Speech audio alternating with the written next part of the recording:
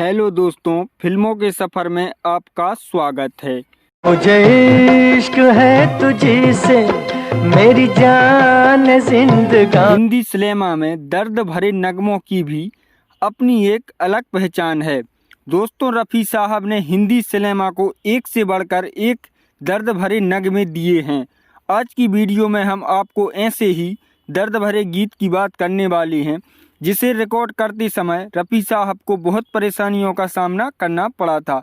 चलिए दोस्तों, तो वीडियो शुरू करते हैं। ये महफिल काम की नहीं। तो गीत आप सुन रहे हैं, ये गीत 1970 में आई फिल्म हीर रांझा का है, जिसे निर्देशित किया था चैतन्य आनंद ने और म्यूजिक कंपोज किया था मदन मोहन साहब ने। दोस्तों, ये गीत आसान नहीं था। मदन मोहन साहब ने इसकी धुन बहुत कठिन तैयार की थी, क्योंकि वो इस गाने को रफ़ी साहब से ही गवाना चाहते थे और जानते थे कि रफ़ी साहब ही इस गीत के साथ न्याय कर सकते हैं। रफ़ी साहब को ये पूरा गाना हाई ऑक्टेव पर गाना था।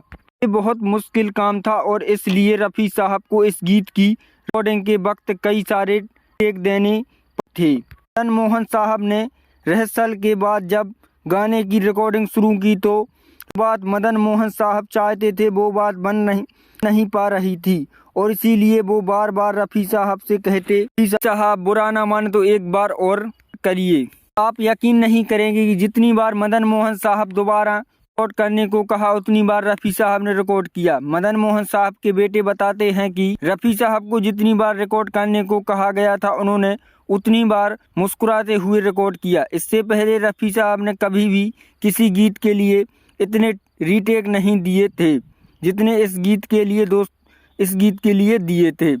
फिर और आखिरकार रफ़ी साहब ने कई रीटेक देने के बाद इस गीत को वैसे ही रिकॉर्ड किया जैसा मदन मोहन साहब चाहते थे, और रफ़ी साहब की मेहनत रंग भी लाई। जब ये गीत रिकॉर्ड हुआ तो दोस्तों ये फिल्म का सबसे हिट गीत रहा। दोस्तों, आज तक यादगार है। दोस्तों, तो आपको रफ़ी साहब का गीत कैसा लगा कमेंट में ज़रूर बताएं।